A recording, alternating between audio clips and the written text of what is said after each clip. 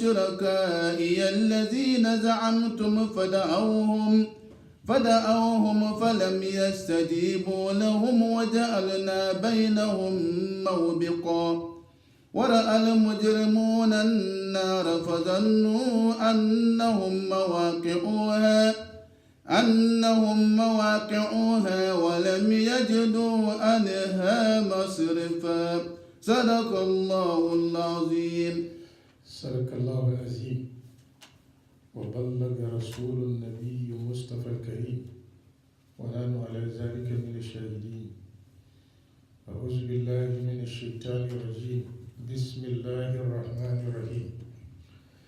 الحمد لله رب العالمين والصلاة والسلام على من أرسل رحمة للعالمين نبينا محمد صلى الله عليه وعلى آله الطيبين الطاهرين وأصحابه أجمعين ومن تبعهم بإحسان إلى يوم الدين. جعلني الله وإياكم في زمرتهم يوم لا ينفع مال ولا بنون إلا من أتى الله بقلب سليم. muna yi wa Allah godiya, sarki mai kowa mai komai. A yau ya sake hada mu a cikin karatun littafinsa mai girma. Ramadan yana da kwana 19. Hijiran annabi sallallahu alaihi wasallam yana da 440. Sa'an nan watan Mai yana da kwana 25. Ko? Yau na ji da yawa. Da hudu ko? To, ka gani, in na je gaba ku komo baya. Na je baya ku je gaba. Yau kwana 24 watan Mai. Miladiya yana da kwana 2000, yana da shekara 2019. Muna cikin tafsirin suratul kafi. Kamin nan akwai wani bawa cikin bayin Allah yana can wani different continent daga America. A shekaran jiya ya nemi contact ya aika mini da kyauta kudi mai yawa kwarai da gaske. Zan yi amfani da wannan opportunity in mishi godiya kwarai kuma yi mishi addu'a. Allah ya saka mishi da alheri. Ubangijin Allah ya sa mishi albarka.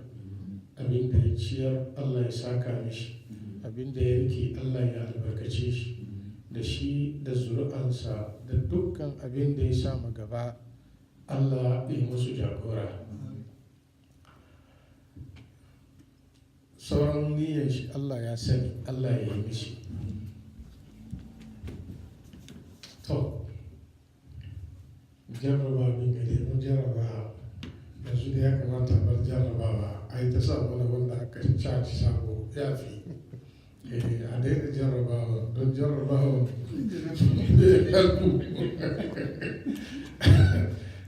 jarrabawa wani lokaci akan dashi amma dai failure na sun yi yawa.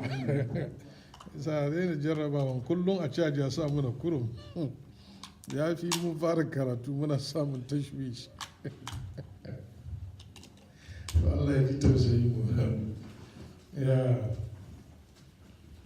al-insanu khuliqa min al-nisyani wal khata'i. Ko haka mutum yake shi sai ai mana afuwa insha Allah ta'ala. Don haka za mu shiga cikin karatu mubashara. A jiya mun ajiye fadin Allah madaukakin sarki da ya ce wa yawma nusayyirul jibala wa taral arda barizatan wa hasharnahum falam nugadir minhum ahada. Randa za mu tafiyar da duwatsu za ka ga kasashen fide babu tudu ba gangare. Wa hasharnahum sa'an nan kuma ba wuri duba sannan za muka tattara su baki daya ba mu sallaka ko mutum guda a cikinsu ba, mun zo da kowa da kowa. Muka karanta wa wuridu ala rabbika saffa, aka bijirar da dukkanin halitta waɗanda suka yi sahu a gaban Allah madaukaki sarki. Maganar saffan jiya duka mun kare shi. Sannan Ubangiji ya ce da mu lakad ji'tumuna, gashi nan kun zo mana kama khalaqnakum awwala marra, kamar yadda muka halice ku da farko. duk mun yi bayanin shi illa ayan da ya ce da kai wala ka ji tuna can sai kare mai furada shi yasa karin bayani ne akan wannan wancan za a tattara mu sa'an nan a lokacin da za a yi sabi kuma kowa zai zo shi kadai daga shi sai shi a gaban Allah madaukakin sarki wala ka ji tuna furada kama halakanakum awwal marra wannan aya ya ce da ka ji tuna kama halakanakum awwal marra alhaji ina jin har yanzu dai batirin nan naka ba ta yi ba abinda zai ya fi dai ka yi ta cajin shi in za mu fara ka samu da sabon da ka caji ya fi kakka off da mashi za mu fara sai ka nazin ba haka nan ba dai bayan an suma karatun in tashwish ka dan ya fara sai ya dauke hankalinka sam zuwa ga wani abu daban kuma to Allah dai iya mana lakar jitumuna kun zakke mana kama halakanakum kamar yadda muka halice ku awwala marra a farko tun da can na gaya mana jiya irin yadda kake sifanka da ka kare rayuwanka a karshe kamin ka je zuwa ga Allah ranar tashin kiyama iya sawonka iya kwalanka iya girmanka ka sa ka haifi wani yana yaro shi kaga fari ne kamin ya zo girma na zuwa rana na bugun shi sai kaga kwalan su sake ai audu ma fari ne kuna gani fari ne sosai da yake karami wayanda suka fi shi farin ba kuma yanzu sun fi shi bakin kuma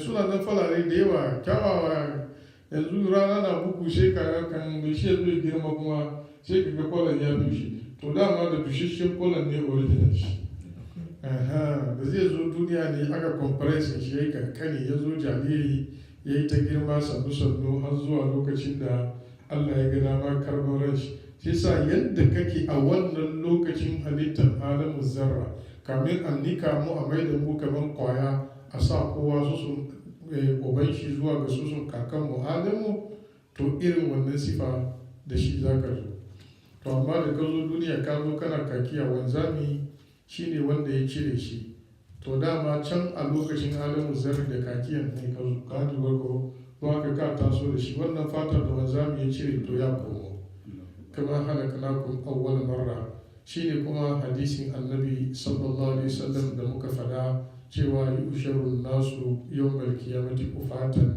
uratan annabi kuma ya ce gurra wayanda ba yi makakiya ba Allah ka ji tausayin mu sa'an nan wa'annan mutane Allah madaukakin sarki ce abin da yasa suke da taurin kai bal za'amtum allan naj'al lakum maw'ida gani kuke ba a ban ajiye lokaci ko kuma wurin hadiya haduwa da kowa to jiya wa'annan kalmomi duka ai mun riga mun yi magana a kansu mun lura ko to shi gaba ce wawudiyar kitab ووضي الكتاب فترى المجرمين مشفقين مما فيه ويقولون يا ويلتنا ما لهذا الكتاب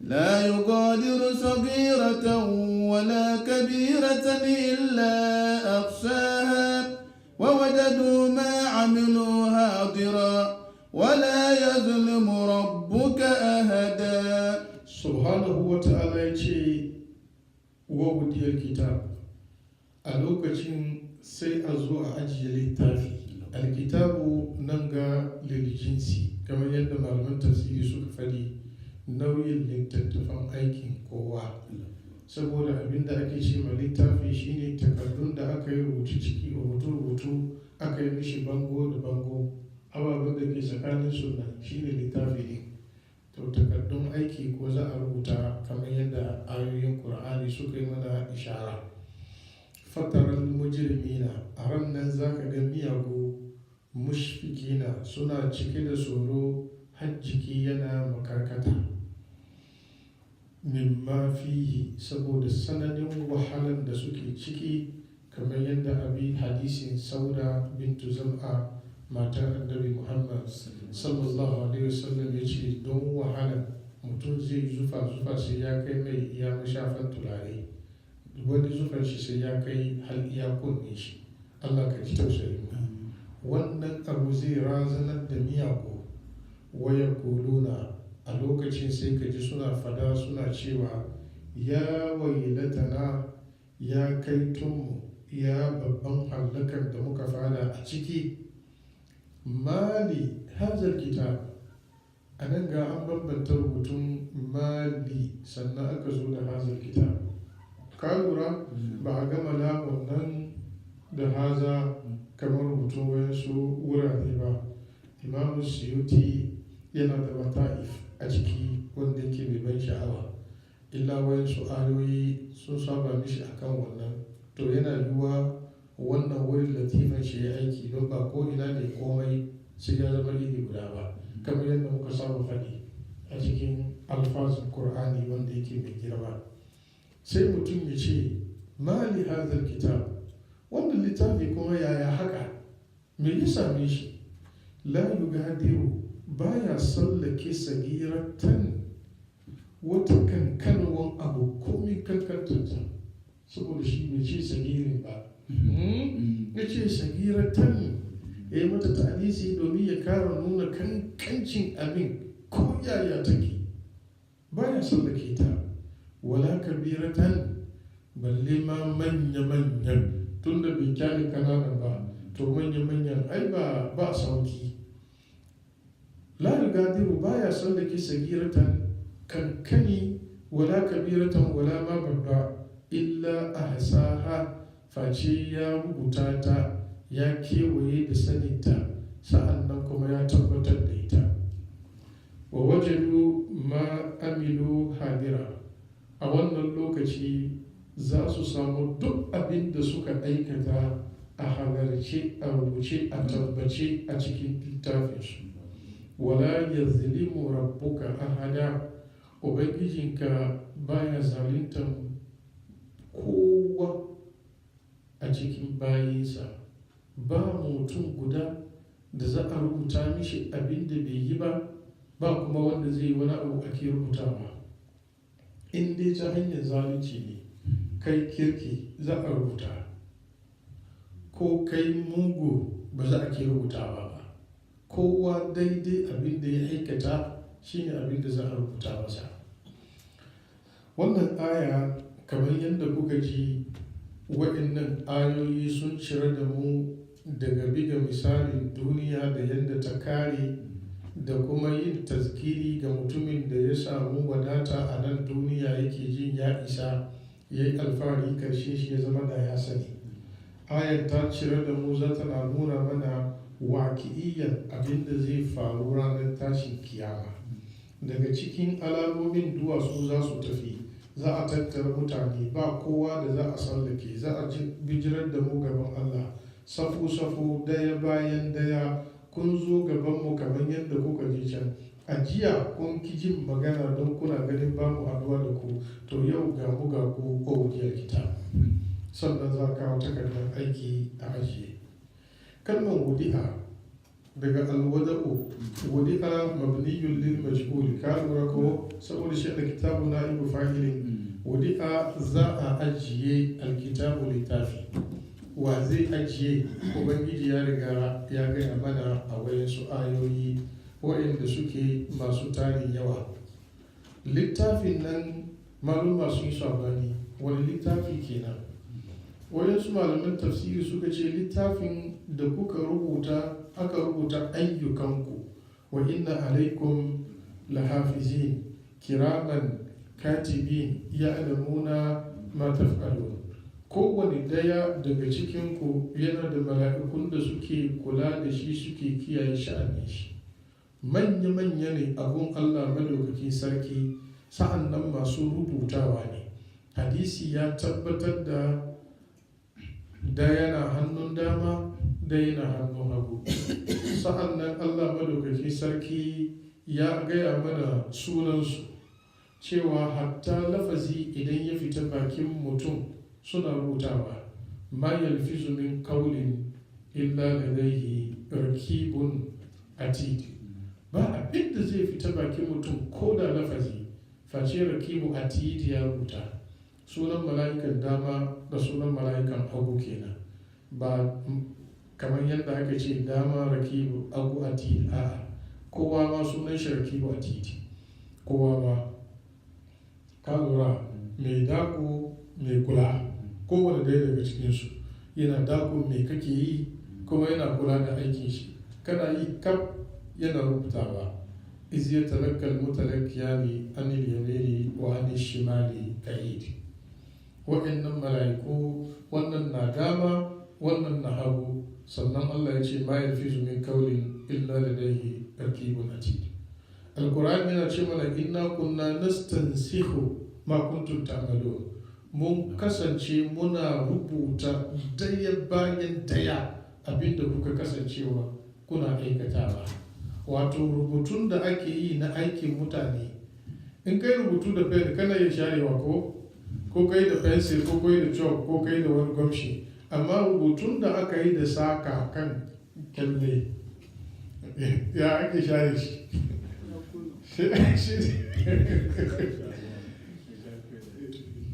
to abin da ake rubuta a wannan kamar ana saka shi ne don ka san tabbataccen abu ne wanda yake bai karban kwana. Allah madaukaki sarki ka ji tausayin mu. Wannan littafi an ce shi ne littafin ayyuka wanda shi ne raji'i a cikin aqwal al-mufassiri. Wayansu malamai sun ce akwai babban littafi a wurin Allah, shi ne kundin dama tun abin da ba ku san ma kun zo duniya ba abin na rushe sannan kuka zo kuka yi, mala'iku kuma suka rubuta, sai sa za a kawo wannan littafi a ajiye duk abin da ke cikin nan dama abin da kuka zo kuka aikata ne. Idan mutum ya yi musu ne sai a kawo nashi littafin sai a zo a shimfida, ya so ya karanta abin da ke hannunsa. A ranar alkur'ani yana cewa watara kullu ummatin jasiya kullu ummatin tudha ila kitabiya al-yawma tujzauna ma kuntum ta'malun. A ranar za ka ga kowane al'umma, kowa ma a durkushe, kowa za a kira shi ya zo ya karbi littafinsa, zo ga kayanka, kai da kanka za ka karanta. Allah madawaki sarki na cewa yau mana kullu unasin bi imamihim faman utiya kitabahu bi yaminihi fa ulaika yaqra'una kitabahu wa la yuzlamuna fatila. Ran da za mu kira kowane al'umma bi imamihim da imaminsu, wanda ya yi karatun can. Iza wanda yake so shi ya koma cikin karatun nasu ya ko kar kuma mu zo mu saurari imamihim mu je muna komowa cikin menene imam. Duk wanda aka ba shi littafin shi na hannun dama shi ne zai murna. Sa'an nan wa kullu insanin alzamnahu tahirahu fi ulkihi wa nukhrij lahu yawmal qiyamati kitaban yalqahu manshura. Kowane mutum abin da yake aikatawa Allah madaukaki sarki ana rubuta shi, ran da ya mutu ran nan za a nade abin kakaf ya zama mishi kamar laya a rataya mai wuya, da shi zai taso ranar tashin kiyama. In an tashi shetan da shi gashi an fito da shi manshuran an shimfida gabansa, yana kallon daki daya bayan daya, ba wani abu na rayuwar shi tun da ya zo duniya har ran da ya kare face yana nan rubuce a cikin wannan takarda. Allah ka ba mu littafin ka da hannun dama. wa amma man utiya kitabahu bi yaminihi fa sawfa yuhasabu hisaban yasira wa yanqalibu ila alihi masrura. Insha Allah Allah ya sa da mu. Amma wayansu sun karbi littafin su ne da hannun hagu kuma ta bayan su, Allah ya kiyaye. Wa amma man utiya kitabahu bi shimalihi fa yaqulu ya laitani lam uta kitabiya. Wani kira'a wa amma man utiya kitabahu wara'a zalihi fa sawfa yad'u subura. Shi lokaci yake neman wani ya mutu bayan an je lahira fa, yana lahira amma yana kiran ya mutu. Allah ka ji tausayin mu. To da yawan malaman tafsiri sun fassara da kitabu da wannan, wayansu suka fassara shi da lawhil mahfuz, wasu suka ce diwani ne daga cikin diwanin Allah madaukakin sarki. Ala hayyi hal akwai mizani ranar tashin kiyama da za ta iya takardun aikin kowa kai. Wa nadawul mawazin al-qista li yawm al-qiyamah fala tuzlamu nafsun shay'a wa in kana miskal habatin min ardalin atayna biha wa kafa bina hasibin. Za mu ajiye ma'auni ranar tashin kiyama in ji Allah. Wannan ma'aunin kanta ba ta da suna shi adalci, sunan sikilin kenan justice. An dibiya ta komai ko da ya yi kaman kwaya guda na kura ne sai ta zo kai, kuma an dibiya ta wallahi shi ta make difference. Komai Allah ka ji tausayin mu. To kalmar alwadu idan aka ce an ajiye wada'a ala shay'in, an ajiye bisa kai, ka lura da kyau, amma wada'a anhu an dauke, shi sa wada'a ya ajiye, wada'a ya dauke. Wannan duka cikin Qur'ani. A nan ga za mu ajiye, a wani wadu'u an dauke, a inda yake zuwa a cikin Alkur'ani daga wada'a ya ajiye kamar yadda muka karanta a wannan wuri cewa was-sama'a rafa'aha, Allah ya ce wa wada'a al-mizan. Kaji ko Allah ta diga fil mizan wa aqimul wazna bil qisti wa la tuksiru al-mizan. Sannan wada'a ya dauke, wa wada'na anka wizraka. Shi yasa al-wad'u an shay'in huwa raf'u, al-wad'u ala shay'in shine ajiyewa. Kun lura da kyau. Sa'an nan yakan zo da ma'anan alwadu da lafazin alkur'ani shine bi ma'ana an shimfida. Wal arda wada'aha lil anami fiha fakihatun wa nahlun zatul akmal. An yi amfani da mace ta sauke abin da ke cikinta da fadin alwadu. Amalatu ummuhu kurhan wa wada'atuhu kurhan. Sa'an nan falamma wada'atha kanat rabbi inni wada'atuha al'unsa. To amma duk lokacin da aka ce an ajiye akan wani abu, inna awwala baitin wudi'a linnasi lallazi bi bakkatan mubaraka.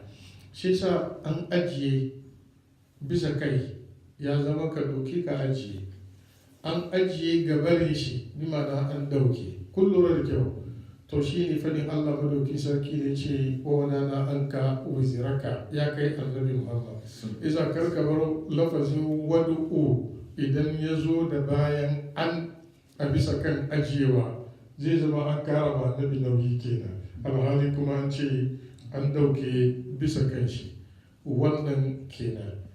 Magana na biyu, wawudi alkitab, za a ajiye littafi. Littafin nan na aiki kamar yadda muka fada, fatarar mujrimina. Allah madaukakin sarki ya ce a ran nan za ka ga almujrimina miyagu. Kalman al'ijiram shi ne mummunan aiki, kowane irin nau'in laifi. Idan aka ce wani mujrimi ne, to wanda hukuma ba ke neman shi. Kwarai da gaske. Shi ake kira mujrimi.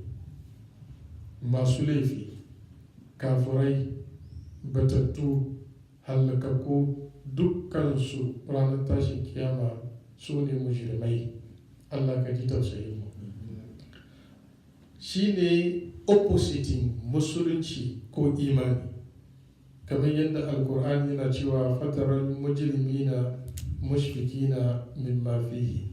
Yana cewa tara zalimina mushfikina mimma kasabu wa tara mujrimina yawma izin mukarranina fil asfal wa tarahum ولو ترى إذ وقفوا على النار فقالوا يا ليتنا نرد ولا نكذب بآيات ربنا ولو ترى إذ وقفوا على ربهم قال أليس هذا بالحق ولو ترى إذ المجرمون ناكسوا رؤوسهم عند ربهم ربنا أبصرنا وسمعنا فارجعنا نعمل صالحا ولو ترى إذ فزعوا فلا فوت وأخذوا من مكان بعيد. dukkan lokacin da za ka ji an ce inda za ka gansu to kasar da miyan kuwaki, abinda za a gansu ciki ba hali ne mai kyau ba. Allah madauki sarki ya ji tausayin mu. Sai sa kalmar ijram shine aikata laifi. Mufradin shi shine mujrimu, jam'in shi kuma mujrimuna. Mun lura ko? Don haka Alkur'ani yana cewa waka zalika nufassilul ayati wa litastabina sabilal mujrimin. Ranar tashin kiyama duk mutumin da ya zo lahira da miyagun aikin shi sun fi na kirkin shi yawa, to ya shiga cikin mujrimai. Kuma in ya je wuta, to sai abin da Allah ya yi. Idan akwai tauhidi a zuciyar shi, ko da la ilaha illallah da ya taba fada guda mai kyau tsakanin shi da Allah, to insha Allah karshe za ta amfani shi. Amma in ba haka ba yi sa'a ba, ranar mutuwa zai faɗi kalmar kafirci in ya tafi, to magana a kare. To a duk lokacin da za ka ga ana maganar mujirimi na bisa kan mummunan azaba ko dawwama, ana magana ne bisa kan babban. Saboda al'ijiram akwai babba akwai karami, alfisku akwai babba akwai karami, kai hatta alkufru akwai alkufru dole alkufri. Miyagu akwai manyan miyagu akwai kanana. Kai ko barayi akwai manyan barayi, ko ba haka nan ba? Akwai na gida, sa'an nan kuma akwai manyan, ko ba haka nan ba? Haka kuma wurin fasikanci akwai manyan fasikai, akwai kanana. Kafirci ma akwai babba akwai karami, zalunci ma akwai babba akwai karami. Wannan shine maganar malaman jiya tun daga sahabban annabi Muhammad sallallahu alaihi wasallam. Abdullahi ibn Abbas yana cewa al-kufru dun al-kufri. Wani kafircin bai kai kafirci ba. Abinda ake nufi da shi, akwai kafircin da in an yi amfani da lafazin kufur ya fi da kai cikin musulunci. To wannan in ka je lahira ba ka musulmi, to in ka je wuta ba ka fita. Amma sunan wani aiki kafirci, amma bai fi da mutum a cikin musulunci. Amma sunan aiki kafirci. To saboda shi alkufuru dun alkufri. Sannan akwai wani aiki sunan shi zalunci. Wannan zalunci karami ne, amma akwai wani zalunci babba ne. Babban zalunci shine shirka. Inna shirka la zulmun azimun. To amma akwai karamin zalunci. Fa ayyul fariqaini ahaqqu bil amni in kuntum ta'lamun allazina amanu wa lam yalbisu imanahum bi zulmin ulaika lahumul amnu wa hum muhtadun. Manzo Allah sallallahu alaihi wasallam yace wannan zalunci ana nufin babban, don sahabbai sun yi itirafi wane ne a cikinmu zai ce bai taba zalunci ba ko zaluntar kansa, domin kowa ma nan yana zaluntar kansa. Yau haka Chairman ya zalunci kanshi. Duk wanda ga aikin alheri yana da damar yi bai yi ba, ya zalunci kanshi. To ina ga wanda ya aikata abin da aka hana shi? Domin aiki alheri ne, kuma kana da damar yi, inda ka yi da ka ci gaba, da baka yi ba ka zalunci kanka. Sai sa in aka bar zalunci, kowane zalunci bisa kan zalunci, me kake gani? Akwai wanda zai sira? To shi kenan kuma ina ba ko guda kuma. Hatta annabawa hilaful aula yakan faru da su, sai Allah madaukakin sarki ya dibiya su bisa kan daidai. To Allah ka taimaka mana. To anan watarar zalimi, watarar mujrimina ko mushfikina. Fatarar mujrimina. A lokacin za ka ga miyagu mushfikina suna cikin tsoro.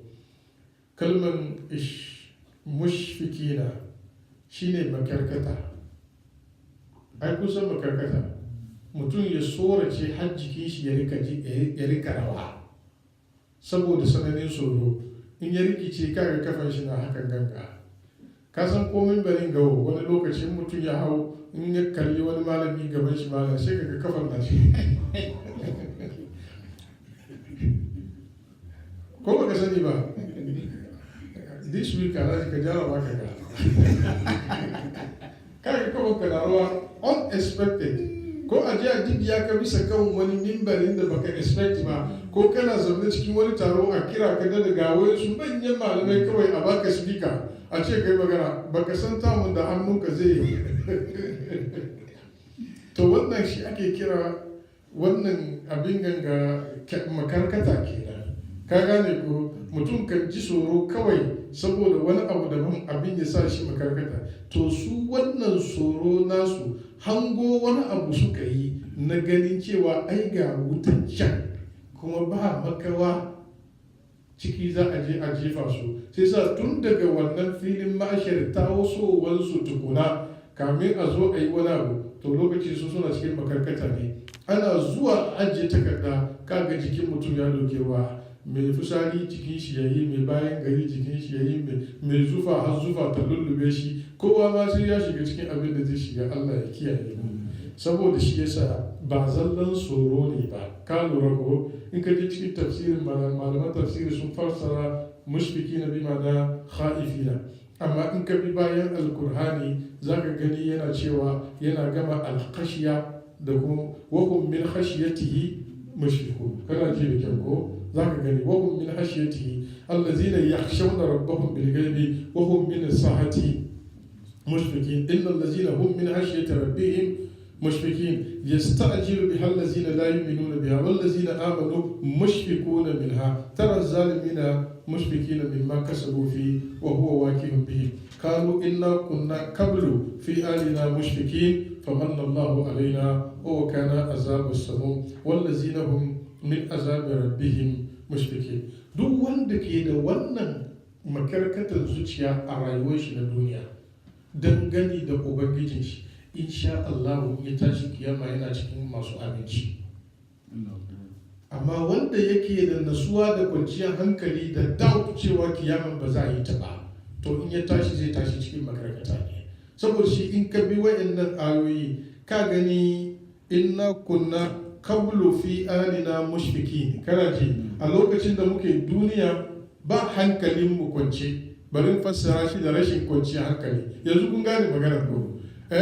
ba hankalin mu kwance muna cikin iyalinmu amma gai famanna Allahu alaina wa wakana azabar samu Allah gashi yau ya yi mana nima ya kare mu gabanin azabar nan wanda yake mai sanani ubangiji yana fada lahira idan an kai su mu'minai na kwarai innal lazina hum min khashyati rabbihim mushfiqun da yake sifatan mu'minai bayin Allah a rayuwarsu na duniya don tsoron ubangiji ya sa suna makarkata ka gani ko alhashiya shine tsoro ne sa'an nan tsoron shi ya jawo musu wani abu makarkatar jiki sai sa a nan ga wataran mujrimina mushfikina so da yawan malaman tafsiri kaga sun zana shi haifina ka lura da kyau to amma tsoron na nan in tsoro ta yi tsoro shi ke kawo mai jiki ya dauki rawa Allah shi ne masani mimma fihi saboda abin da yake ciki na wannan hali rannan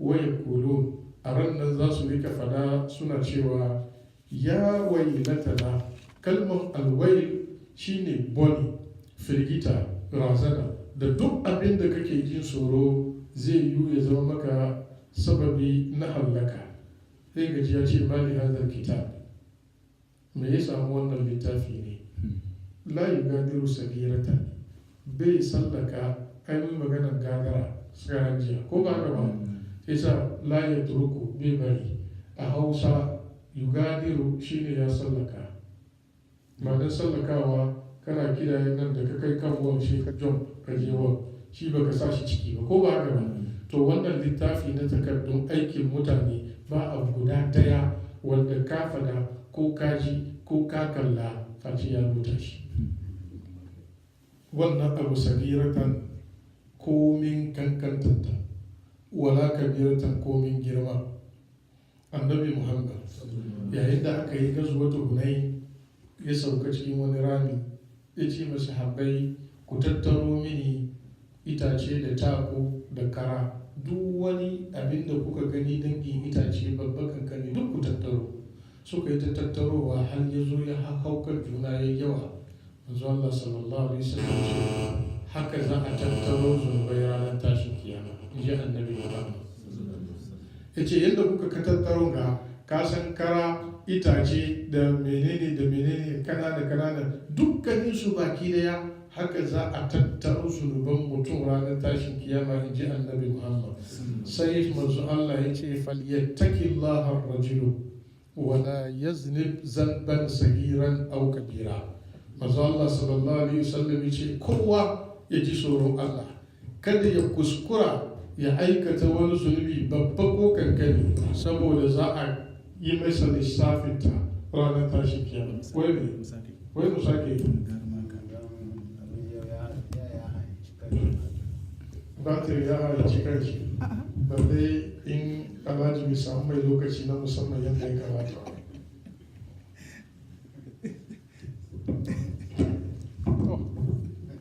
Ya za a yi? A Allah alhaji kai ma ka yi kokari ramadanin ga aika masa ka dan gyara Allah ba ka lada. To annabi Muhammad sallallahu alaihi wasallam da ya ce a tattaro wa'annan kilarwa bayan an tattaro su sai ya ce haka za a tattara zunubi.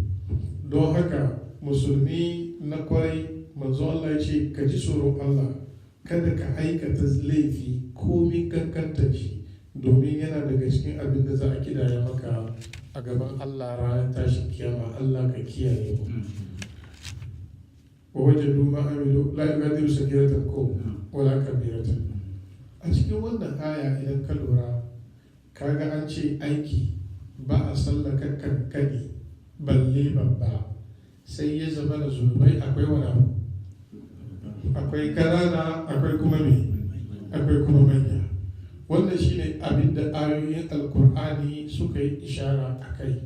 In tajtanibu kaba'ira ma tunhauna anhu nukaffir ankum sayyi'atikum wa nudkhilakum mudkhalan karima.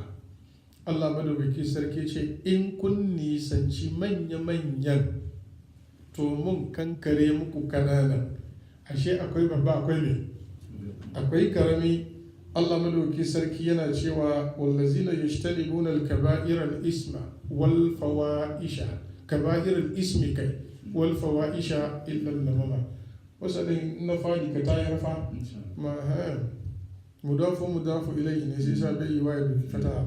Ka ji na ce isma halishi ya gwamce kai shiru sai ka ce a'a shi Qur'ani ba a kyale kowa ya sallake. wallazina yajtanibuna al-kaba'ira al-ismi wal fawahisha illa al-lamam. Allah ya ce masu nisantan manya-manyan laifi da kuma alfasha sai dai 'yan kanana.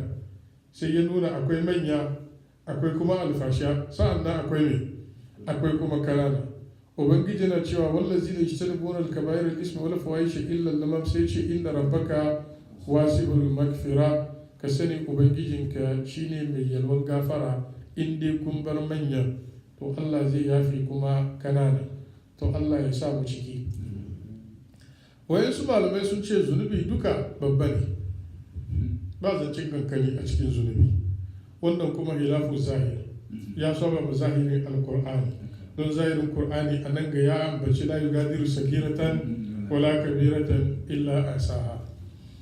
To amma akwai waɗanda suke cewa zunubi wurin Allah ne akwai babba akwai kankani, amma wurin kai mu'mini duka manya ne. Ka lura da magana? Sun yadda wurin Allah akwai babba akwai kankani, amma mu'mini na gaskiya kai zunubi dukka wurin ka sunan shi manya inda Allah za ka swabi. Domin ba za ka duba kankantar laifin ba, ka duba girman wanda za ka swabi ne. Tunda sunan duka swabun Allah, to kai wurin ka bar ya zama babba, kar ka mai da shi kankani. Domin mai da shi kanana su ne da kadan in suna kadan wata rana sai su yi mai, sai su yawa. In sun yawa kuma sun zama mai, sun zama babba. Saboda haka annabi Muhammad ya ce iza aznaba abdu zanban nuqtatan saudaha ala qalbi fa in taba muhyat wa in lam yatub sabatat. In bawa yayi laifi sai a kawo wani bakin taddawa sai a dibiya kan zuciyar shi. In ya tuba sai a share a wanke shi, kuma in bai tuba ba sai ta saura. Ya yi yau bai tuba ba an dibiya baki, ya sake yi bai tuba ba an dibiya. Haka ake dibiya baki har zuciyan baki dai ya zo ya zama bakin kirin. To kalla bal rana ala qulubihim ma kanu yaksibun. Daga rannan duk abin da zaka gaya mishi na wazi sai dai ce wallahi sun dame mu, su koma saudi da zama. To Allah zai sa mu je. Ka gan su ne mutawwal nan. kunnin ya ji kuma yana da hankali, ba da baki yake ci abinci kasa baki yawa yake ci ba, irin na mutane yake ji, yana aure yana aihuwa. To amma wai ka yi mishi nasiha don ya gyaru bisa kan addini, zuciyar ta riga ta yi baki, ba ta reflect hasken Allah kuma. Isa ko yaya kai man yahdillahu fa huwa al-muhtadi wa man yudlil falan tajid lahu waliyyan murshida. Wannan mutum ba za ka ƙara samun mishi hanyar mafita ba. Sai yasa kar ka rena laifi idan za ka yi shi, ka duba girman wanda ka sami. Allah ka kiyaye mu. Saboda shi idan waɗansu sun ce zunubi ba kankani, suna nufin a wurin ka kai kar ka mai da shi kankani kowane, domin baka san ina za ka yi Allah ya kama ka ba. Wani karan da kare na shi ke so ne maka ido. Wata bauyan Allah ta sa kyanwa daki ta kulle, annabi ya ce bata kyale ta ci abinci ba, ita kuma bata ciyar da ita ba, saboda wannan Allah ya mata azaba, ya kai ta wuta, alhalin kuma kyanwa ko ba haka nan ba, ko da ma buge kan wanda ita kashe me za ka shi, don ta kashe kyanwa sai me, akwai wanda zai damu. To amma saboda wannan wata bauyan Allah, manzo Allah sallallahu alaihi wasallam ce ana ba da labari ta yawan azumi da yawan kiyamun laili, kowa yana ganin ta bauyan Allah, amma tana da mummunan tabi'a, tana cutan makwabta, don wannan aka kai ta wuta. Sallanta na dare da yawan azuminta bai zama mata sababi na shiga aljanna ba, saboda wani abin da ta rena tana ganin nebes kuma, wannan kuma ai su je su ba mutane wuri. Don haka karkare na laifi komin kankanta shi. Sai sa a wurinka in dai abin Allah za su abi to ba kankare. Kun gane magana? Ba kore cewa zunubi ba babba ba kankani ba. Zunubi akwai babba sosai kuwa, akwai kuma mai, akwai kankani, domin nassin Qur'ani la yugadiru sagiratan wala kabiratan in tajtanibu kaba'ira ma tun'auna anhu nukaffir ankum sayyi'atikum. A cikin misalai Abdullahi ibn Abbas ya ce zunubi kankani shine kallon abin da aka hana ka duba, babban kuma shine ka amka mata. Kun lura? Kallon matan da ba naka ba sunan shi mai laifi, amma idan ka kalli matan da ba naka ba me zai maka? Mai musulunci ya maka? Bulala nawa? Addi nawa? To amma in ka amka ka taba yin aure me za maka? To shi dai ashe akwai babba akwai me? To wayansu maluma sun ajiye mizani, in kana son ka auna wanga zunubi yana daga cikin kaba'ira, akwai wanda suka rubuta kitabul kaba'ir, suka tattara zunubai daban-daban wayanda suka sa su cikin su ne manyan laifi. To suka ce in kana so ka gane mizani, duk zunubin da idan an ambace shi aka ce lahira wuta, to babba ne. Duk zunubin da in an ambace shi aka ce wanda ya yi shi a yi mishi haddi iri kaza, to babba ne. Misali, wanda ya sha giya an ce a yi mishi mai bulala a shari'a, to shi dai giya babba ne. Kun lura? Wanda ya yi sata an ce a yi mai a yanka hannun shi, inda aka sata zunubi wani abu ne babba ne. Wanda ya yi zina an ce imma jifa ko bulala, sai sa wannan wani abu ne babba ne. To haka dukkan nau'in sabo wanda an ce in mutum ya yi shi ranar tashin kiyama akwai ukuba iri kaza, faulaika ashabun nari, faulaika idan ya shafi ukuba, to wannan duka irin wannan zunubi sunan shi babba. Kun gane magana? To amma zunubin da laifi ne, kai ma ka san laifi ne, amma ba ambaci mishi punishment nan duniya ba, balle lahira, to wa'annan su ake kira kanana. Don haka wata rana wani sahabin annabi Muhammad ya zo masallaci, samu manzo Allah ya ce ya Rasulullahi an yi abin da bai da kyau. Manzo Allah ya ce ya aka yi? Ya ce wata ne muka hadu da ita, aka yi fira, aka yi abubuwa da yawa, illa jima'i kada ne ba a yi ba. Sai manzo Allah sallallahu alaihi wasallam ya ce ka zo masallaci wani lokaci? Ya ce da zunnan kai alwallah, ya ce kai sallah bayana, ya ce ka Allah ya yafe maka.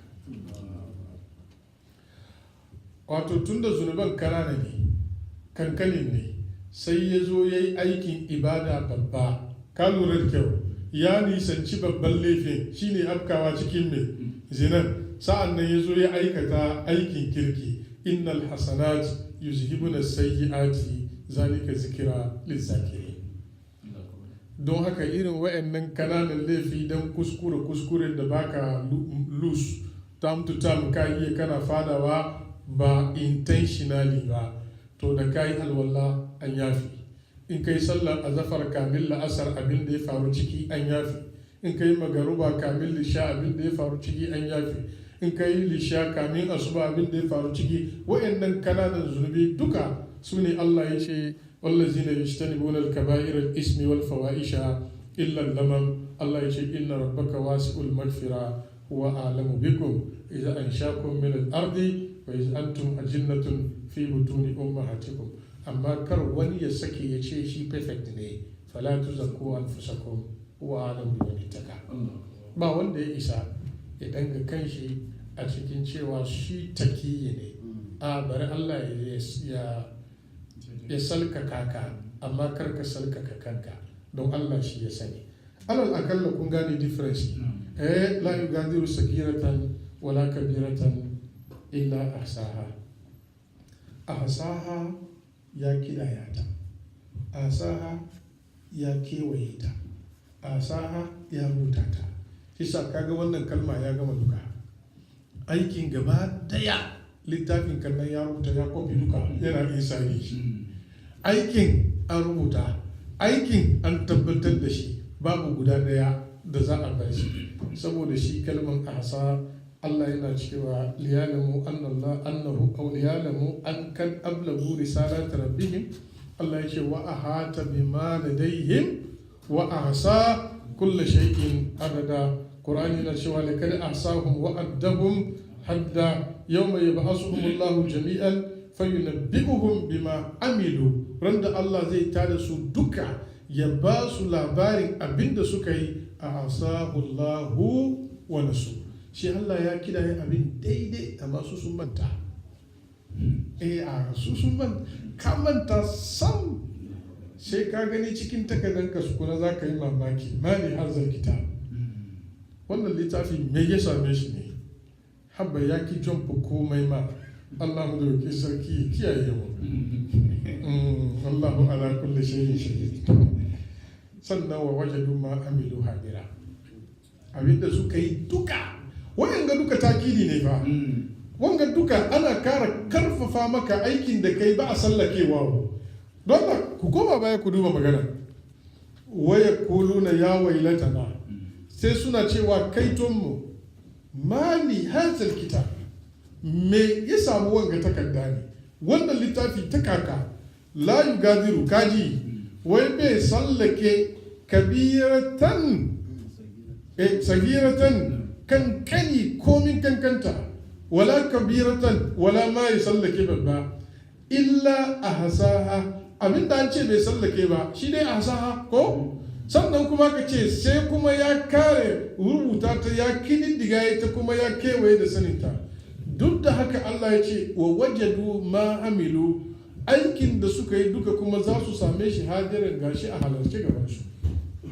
Gashi nan gaba gashi an zo da ita ba wani magana kuma.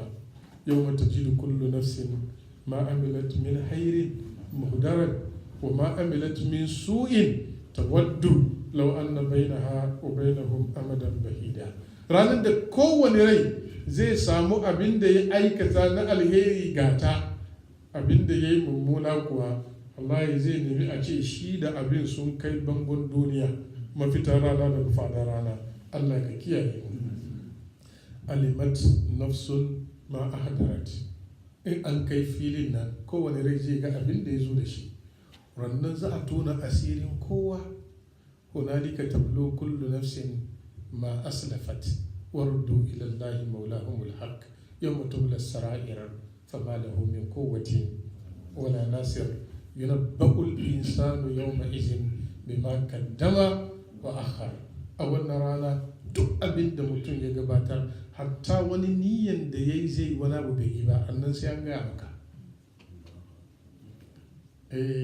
Ya yi niyyar nan zai je aikata ya call ya ajiye appointment ba ta zo ba ne sai an gaya maka. ولكن نعلم المستقدمين منكم ولكن نعلم المستأخرين. Allah ya san yan gaba ya san yan baya idan an zo wannan rana wannan takarda ba abinda za ta bari ta gaya maka duka yau mai izin la takhfa minkum khafiya ba abinda ke boye maka ubangiji. Don haka Imam Ahmad ya rawaito hadisi daga Anas radiyallahu anhu ya ce annabi Muhammad sallallahu alaihi wasallam ya ce bayan Allah ku kiyayi Allah, ku kiyayi yaudara. Komai mutum ya yi ranar tashin kiyama annabi sallallahu alaihi wasallam ya ce likulli gadirin liwa yawmal kiyama yu'rafu bihi. Ko cikin suwa ka taso akwai tutar da za a kafa ka siya da shi za a gane ka da komi ka zo. Ya ce a lokacin sai a daga tutan wani don wani ke ga ya yi iri kaza iri kaza iri kaza. Duniya kakkab kowa yana karanta takardun aikinka bisa kan sandboard. Allah ka ji tausayi. Sai mu'mini na kwarai wallahi wanda Allah ya ji tausayinmu ya yi mana afuwa ya yi mana gafara, shi kawai sai ka ga Allah ya kira ka sai jefa shamaki tsakaninka da sauran mutane ya ce bawa na yaya ce ubangiji ai ba kyau na san ban zo da komai ba in ba don tausayi ramanka ba. Ya ce ai ga takardun aikinka su za ka duba ka karanta, sai ya sa kai kasa sai muryan ya yi shiru ya kasa karantawa saboda marasa kyau zalla yake gani gaba. Ubangiji ya ce a karanta su, da ya fara karantawa sai ga an canja su duka sun zama alheri, sai ta karanta alheri ya yi ta karantawa ya yi ta karantawa har ya je karshe ya gabe wani duk wani su zulmin da shi ya san ya yi su kuma bai gan su ba. Sai ubangiji yaya haka ya ce na yafe maka su, ce na yafe maka su. Allah ka sa da mu. Wani kuma zai karanta laifin ga sunan ya ce to yaya kace da wannan, ya ce ubangiji ai ba wani magana in dai ba tausayin ka ba. Sai Allah ya ce lokacin da ka yi su a duniya akwai wanda ya gani, ya ce ubangiji na san ba wanda ya gani sai kai, ya ce to na rufa maka asiri duniya yau ma zan rufa maka asiri gaba na. Wannan sai sa'a sai mutuwa da imanin gaske sai tuban gaskiya kan a mutu. Ya yi wallazina amanu tubu ilallahi tawbatan nasuha, wanda duk tuban shi ya zama na gaske ne to Allah madaukakin sarki zai yi mishi wannan akan duk wani abin da ya wuce baki daya. Allah zai yafe mishi. Allah ka yafe mana. Wala yazlimu rabbuka ahada, ubangijinka baya zalitan kowa. An ce ranar tashin kiyama Allah madaukakin sarki zai kawo annabawa guda uku ya ajiye su ya ce ku saya nan, zan yi mabayi isabi amma yanzu da ku zan buga example. Sai a kawo mutumin da duniya bawa ne karkashin bautan wani ya rayuwa ya wahala har ya mutu. Sai Allah ya zo ya tambaye shi ma shagalaka an ibadati, me ya shagalatar da kai a duniya kake bauta mini? Sai ce ubangiji ai ka mai da ni bawan wani ka cikin bani adama, na yi bise da jin aikin shi ya sa ni nan ya fidda ni nan ya aike ni nan, rayuwa na duka cikin bauta na kare, ina ta bautan wani shi za ban samu dama na bauta maka ba. Sai Allah ya ce ya Yusuf zo, Nabi Yusuf zo. Annabi Yusuf ya ce kaga wannan shi ma ya yi bauta amma lokacin da yake bawa wannan bai hana shi bauta mini ba, don haka baka da hanzari ku wuce da shi wutar jahannama. Ya ce sai a zo da almubtala, mutumin da ya zamna cikin rashin lafiya da ciwo da musiba iri-iri, gona ta kone, gida ya rushe, mota ya accident, kafa ya gunte, ya kwanta ya paralyze. Sai a zo da shi, me ya hana ka bauta mini? Ya ce Allah ai rayuwa na banda mu wahala da musiba, lafiya ma baka bar mini ba, komai cikin jin jiki rayuwa na komai na taba hasara hasari, ina na samu dama kai ina ma balle in tashi in ce zai maka bauta. Sai a kawo annabi Ayyuba alaihi salatu wassalam, sai a ce kaga wannan an jarabce shi da musiba da bala'i fiye da irin wanda aka yi maka so dubu, amma wannan bai hana shi bauta na ba, saboda shi baka da hanzari gaba na, kuje da shi wutar jahannama. sai a kawo basaraki wanda ya yi mulki a duniya, ya samu kowane irin kaya na morewa, ya ce me ya hana ka bauta mini? Sai ce ubangiji aini ne sarkin bayinka, na yi bize da batunsu, ya zan yi in gyara musu titi, in ba su ruwa, in ba su light, in yi haka in yi haka in yi haka. Wannan kawai ya bari ba ina in ba maganin kwana na sha ba bacci.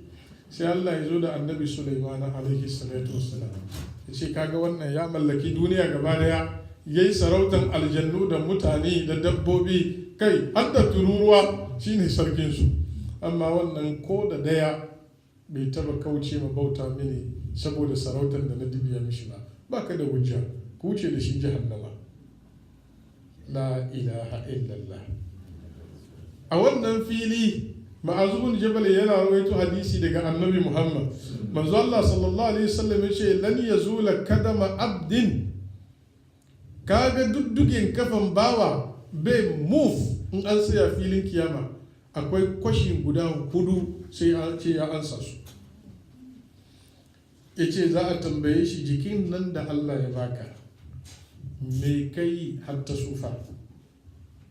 Za a tambaye shi a rayuwanka baki daya a cikin me ka karar da shi, dukiyan da aka baka ina ka samo shi, ina ka kashe shi, ilimin da Allah ya baka aikin me kai da shi. Ya ce wa'annan guda 4 kowa kafan shi in ya saya bai move shi ya ba da ansa. Turan da ka balaga har ka mutu yaya ka kare da rayuwanka, ka ba da wannan ansa. Sannan akwai special investigation wa an shababihi fi ma abla, lokacin da ka zama samari kamin ka sufa na shekaru kunciya ya kai da kayanka, za a tambaye ka wannan. Sannan kudi ina ka nemo shi, ina ka sa. Sa'an nan ilimin da Allah ya baka aikin mai kai da shi. Ma'az bin Jabal ya ce idan mun karanta wannan hadisi sai mai kuka, saboda muna gani yaya za a kare. Allah ka ji tausayin mu. Wani ya tambayi Annabi sallallahu alaihi wasallam, ce aikin da muka yi na jahiliya ya Rasulullahi ya kenan? Manzo Allah ya ce al-islamu yajubu ma qablahu, musulunci yana yafi duk wani abin da kai kamin musulunci. Sa'an nan zunubi komin girman shi, istighfari guda mai kyau da ikhlasi da kyakkyawan niyyar tuba da kuma cewa ban komawa yana kona shi kaman baya nan kuma. Shi sa wannan shine magani da za mu rika yi kullum, mu yadda mu masu laifi ne, sa'an nan mu yadda akwai Ubangiji mai gafara wanda in mun nemi gafara wurin shi zai yafe mana, in ya so mu koma wurin shi mu nemi gafara. Shine aikin da Allah ya yi ko dukkan annabawa suka yi ma mutane. A suratu Hud mu yi ta karantawa, wa ya qaumi istaghfiru rabbakum summa tubu ilayhi.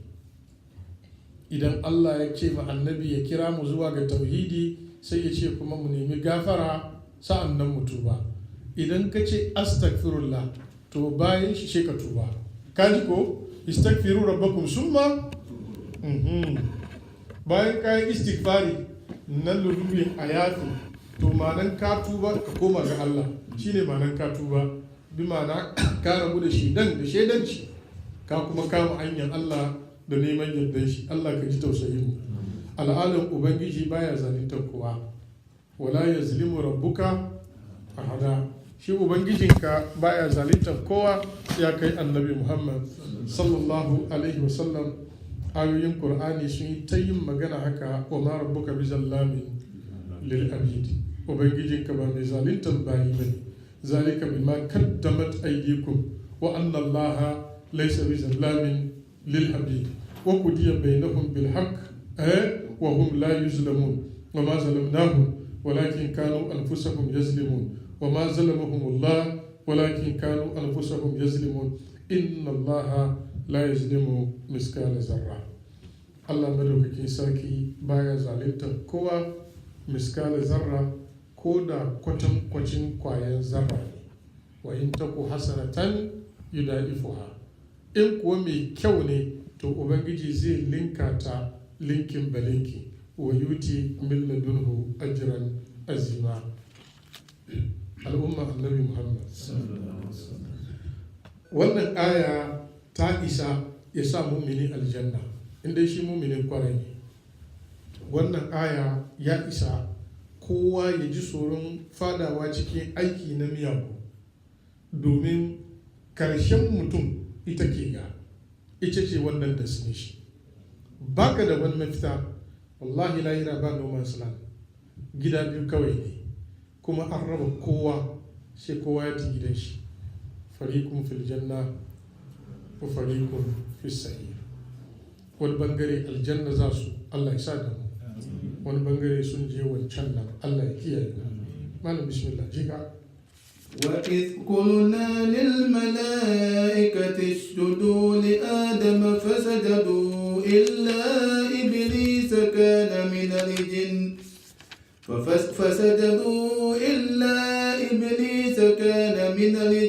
ففسق عن أمر ربه أفتتخذونه وذريته أولياء من دوني وهم لكم عدو بئس للظالمين بدلا. Subhanahu wa ta'ala ya ce wa iz qulna lil mala'ikati, ka tuna ya kai annabi Muhammad, yayin da muka fada ga mala'iku muka ce da su isjudu li Adam, ku yi sujada wa annabi Adamu alaihi salatu wassalam. Fasajadu, sai suka fadi suka yi, illa Iblis, sai dai Iblis kana minal jinni, ya kasance daga cikin aljannai. Fafasaka an amri rabbi, sai ya kibin umarnin ubangijinsa. A fatattayizunahu, yanzu wai ku ‘ya'yan annabi Adamu za ku ruke shi wa zurriyatahu da kuma zuri'an nan nashi auliya su zama majibincin lamarinku min duni koma bayan ni Allah, wa hum lakum aduwwun, alhalin shi wani irin makiyi ne gare ku. Bi'isa badalan lizalimi, wannan canji da azzalimai suka yi, suka riki Iblis masoyi maimakon Allah, majibincin lamari maimakon su riki Allah, wannan canji nasu ya yi muni kwarai da gaske. Wannan aya shine ayin da ya zo ya sarraha cewa shaidan aljanni, Qur'ani sarahata. To amma ku bar mu bi marahilin karatun da kyau. Mun fayyace wannan maganganu a wurare da yawa. A suratul hijiri mun magana, a suratul isra'i mun magana, kamin nan suratul arafi, suratul bakara. Lakin akwai 'yan matsaloli da suke bukatan a tattauna su. Matsala na farko, wa is kulna lil mala'ikati, yayin da muka ce wa mala'iku ku yi sujada wa annabi Adamu fasajadu, sai suka yi sujada. Wannan wurin ba a yi bayanin umarnin nan tun kamin a yi Adamu ne ko bayan an yi shi ne. Wannan wurin ba a yi bayani ba. Mun dai cewa mala'iku ku yi ma annabi Adamu sujada, cewa a yi mishi alama yana nan ko? Tun da inda baya nan ba a cewa a yi me? Yawwa. Mu koma suratul hijri. Suratul hijri cewa yi wa iz qala rabbuka lil mala'ikati inni khaliqu basharan min salsalin min ama'in masnun. Kaga yanzu ana ba su labarin za a halice shi ko? Lokacin ba yi mai ba tukuna, ba halice shi ba tukuna. Sai Allah ya ce fa'iza sawaituhu wa nafatu fihi min ruhi fakahu lahu sajidi.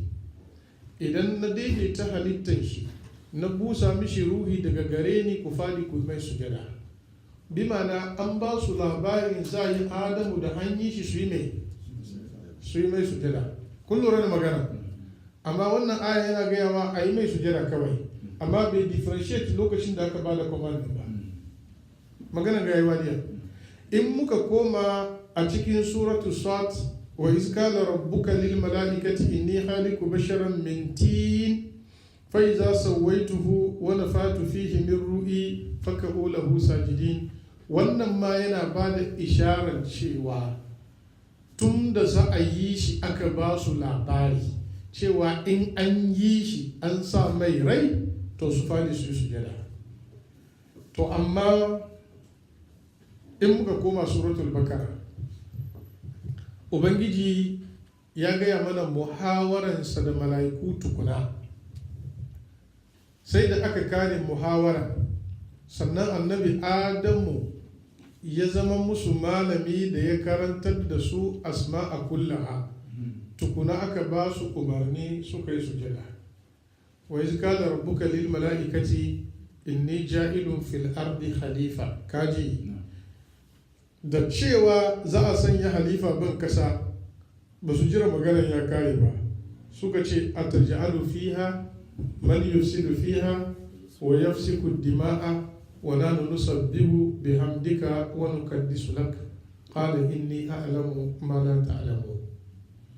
Allah za ka sa wa'inda za su je duniya su je su yi barna su zudda jini, muna nan muna maka tasbihi, muna sarkake ka, muna maka biyayya, ba mu ba laifi, mu ba za bar mu je duniya ba mu je mu boye. Allah ya ce na san abin da ba ku sani ba. Sannan ubangiji ya ce wa allama al'adama asma'a kullaha, sai aka sanar da annabi adamu sanin sunanakin dukkan nauyin abu. sun ma'aradahum alal mala'ika, sannan ya bijirar da abin zuwa ga mala'iku. fakala anbi'uni bi asma'i ha'ula'i in kuntum sadiqin. ku bani labarin sunanakin waɗannan, ku gaya mini abu kaza menene sunan shi kuma mai aiki shi. kalu subhanaka la ilma lana illa ma 'allamtana innaka antal alimul hakim. Suka ce salkaka ya tabbata gare ka, ba mu san komai ba sai abin da ka sanar da mu.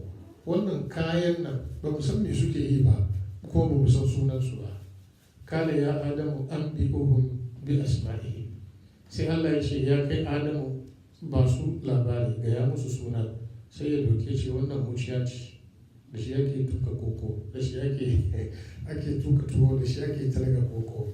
wannan kwano ne, in an talga koko ciki za zuwa. wannan mara ne, da shi za a duk ya yi ta bayani.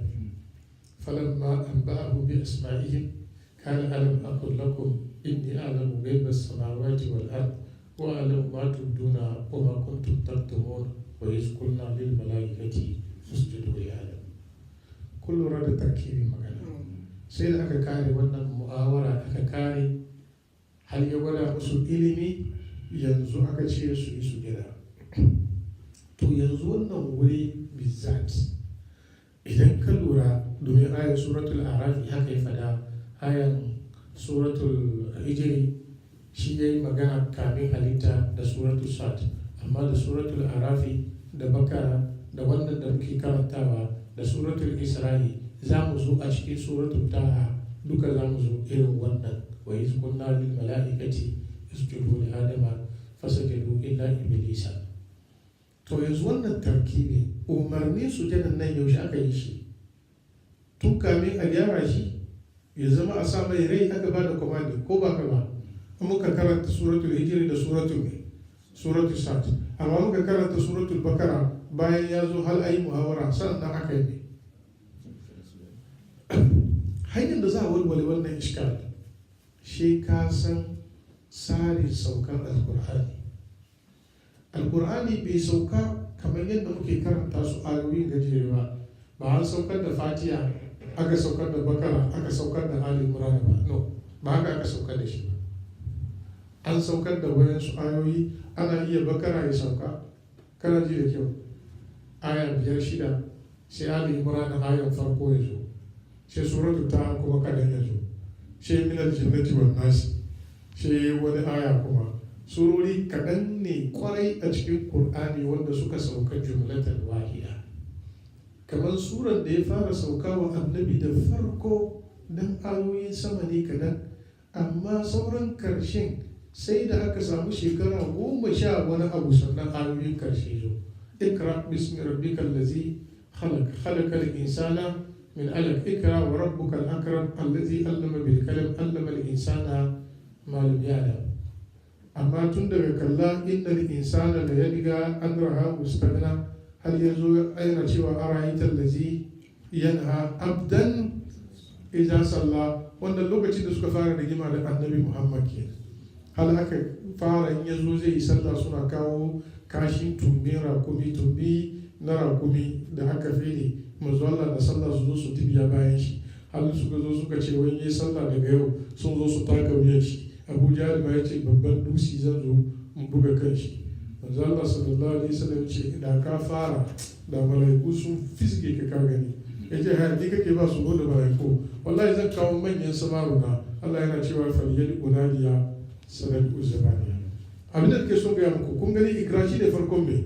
Qur'ani amma wannan rigima bayan shekara 10 wani abu sa'an nan aka yi kuma Qur'ani ya sauka ya magana sai sa farkon wani sura na sauka karshe shi ma bai zo ba ko ya ayoyi ciki ba su zo ba don haka lura da tarkibin suratul bakara inda ayoyin sun jeru a haka za ka ce an ba da umarnin nan bayan muhawarar nan to amma yana yi wa wannan umarni an bayar sannan aka yi muhawarar daga baya kun lura da magana domin wannan aya da ya sau a suratul bakara idan zan buga muku example ku gane ayan idan mutum mace idan mijinta ya rasu wallazina yatawaffawna minkum wa yazaruna azwajan wasiyatun li azwajihim mata'an ila al-hawli ghayra ikhraj mace in mijinta ya rasu za ta zamna ta yi idda shekara guda kana ji da kyau da yake na wallazina yatawaffawna minkum wa yazaruna azwajan yatarabbasna bi anfusihinna 4 ashhurin wa ashra mace idan mijinta ya rasu za ta yi idda wata 4 da kwana 10 yanzu wata 4 da kwana 10 ya zo ya share na shekara guda da shekara guda ake idda Allah ya sauwake shi daga shekara guda ya zama wata 4 da kwana 10 ko ba haka ba yasa yanzu inda muka zo wurin karatu da wani kamata ya zo gaba ai na shekara ya kamata ya fara zuwa farko sannan wanda aka share ya zo baya domin wurin tsarin saukar na shekara ne tukuna shi ake yi sannan wata 4 da kwana 10 ya zo ya share shi to amma ka dauki suratul bakara ba haka ba za ka karanta na wata 4 da kwana 10 sannan ka je gaba ka karanta idan shekara guda don ayan shekara guda kowane ayan ya sauka sai annabi ya ce masu habbai ij'alu hadhihi al-ayat fi surati allati yuzkaru fiha kaza ayoyin ga kusa shi cikin sura mai sura kaza a wannan sura shine aya na kaza sai yasa ayan suratul bakara na 120 ya iya sauka aya na 7 bai zo ba tuku kun gane magana idan ana iya saukar da aya 30 ba saukar da aya 4 ba a cikin sura iri guda domin shi in ka so kana son ka jera tsarin ya kamata ka san tsarin saukan Qur'ani tukuna za ka iya bambanta su in ba haka nan ba za ka ga kamar an ba da umarni kamin halitta amma daga bayan ai muhawara tukuna sa'an nan aka ba da umarni ko yansu malamai wai domin su fita cikin wannan iskal wai umarni ya zo sau biyu ne kamin ai halittar annabi Adamu Allah ya gaya musu fa iza sawaituhu wa nafatu fihi min ruhi fakahu lahu sajidin bayan an halicce shi kuma ya zo sai Allah ya ce wa mala'iku to ku zo ku yi sujada kana ji da kyau sai sa na suratul hijri da suratul sad labarin za a yi Adamu in an yi a yi mai sujada amma da aka yi shi aka kare tukuna aka kira su aka ce ku zo ku yi kullum da magana duka saboda daf'i ta'arud a cikin alkur'ani mai girma don maganar Allah ne babu karo a ciki in ka ga karo cikin kwakwalwanka ne walau kana min indi ghairi llahi lawajadu fihi ikhtilafan kasira inda ba daga Allah ba da shi sun ga karo barkatai a ciki saboda haka wanga aya ya ja numfashi na kwarai a cikin neman tarkibin saukan saye don haka a wannan wuri idan muka lura Allah madaukakin sarki da ya ce wa iz qulna lil mala'ikati usjudu li adam idan kai wakafi ko ba haka ba in kai wakafi hamzatul wasal shi kai mishi damma saboda sulasiyar nan damma ne mun yi karatun nan su da yawa ya riga ya wuce amma li adama ka lura ko lamun nan lamun jardi ne amma ka san adama mimun nan bai taba karban kasara ko saboda in ka mai kasara sunan wani abu daban kuma ka kira ko ko ka fi haka adami bai karban wannan kasara sai a lokacin da zai zama fi'ili idan zai zama fi'ili wannan kashe adami kalura lokacin kana maganin dan adam kalura da kyau amma a lokacin da yake sunan shi zalla baya karban kasra fasajadu sai suka fadi suka yi sujada mala'ikun gaba ne suka yi a wannan wurin ba yi bayani ba ko an ce mala'iku su sujada shi suka yi kurum amma ba ce su duka ba kuma ba a ce ba su duka ba shan sharawi a cikin ijtihadinsa da hawatir nashi ya ce mala'iku nau'i daban-daban ne akwai wasu mala'iku su ba su san ma an yi ku ba wai su sunansu alina suna can a cikin ikon Allah na hadaran Allah banda tasbihi da tamidi da ta'alili ba su komai su ba su da labarin ma akwai wani halitta sunansu dan adam su duk abin da ake yin ga su ba da su suke ba ya ce saboda shi suratu sad sai ya ce ma mana aka an tasjuda is amartuk astakbarta am kunta min al-ali da aka ce ai sujadan nan iblis da kake yin nan me yasa baka yi ba girman kai ya hana ka ko dai kana daga cikin al'ali na akwai wayannan mala'ikun da musamman akwai mutane ba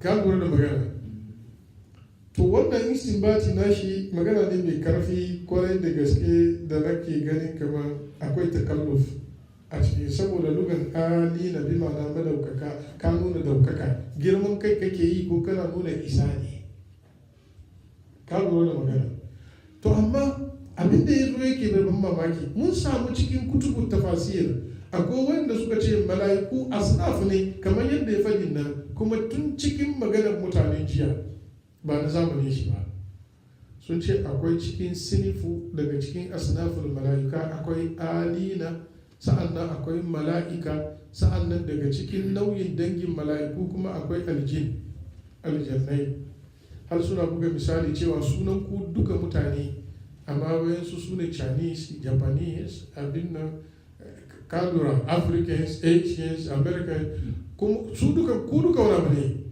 kuma sunan ku yayan me adamu amma nauyin ku wani abu ne daban-daban ne ka lura da magana to saboda shi yasa suna da ta'awilat da yawa lokacin ga da wannan karatu ba zai tafi ba lokacin ku ya kare ko sauran minti na sauran minti 7 ko 10 wadawa cikin ku ke da tambaya yau in akwai in babu mu yi kokari mu dunkule maganar mu kullum ya so mu je gaba gobe mutum da ya biyu dawa kuma da na uku tun da akwai masu tambaya alhudu to shi kenan tun da akwai masu tambaya dole shi mu hakura a haka in ya so gobe insha Allah ainihin tarakibin sai mu yi magana a kai ربنا آتنا في الدنيا حسنة وفي الآخرة حسنة وقنا عذاب النار اللهم آت نفوسنا تقواها وزكها أنت خير من زكاها وصلى الله وسلم على نبينا محمد ربنا هب لنا من لدنك رحمة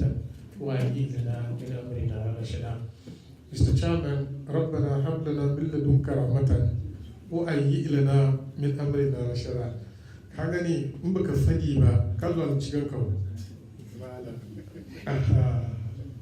saboda babban alheri ne duk wanda bai yi ba ya zuwa cikin shi to Allah ya iya mana ina ji mai wani kwake da tambayar farko malam tijani wa alaikum assalam wa rahmatullah tambaya na ne ni ce wurin aiki na yi kwanaki da yawa cikin wata a yi zama na da program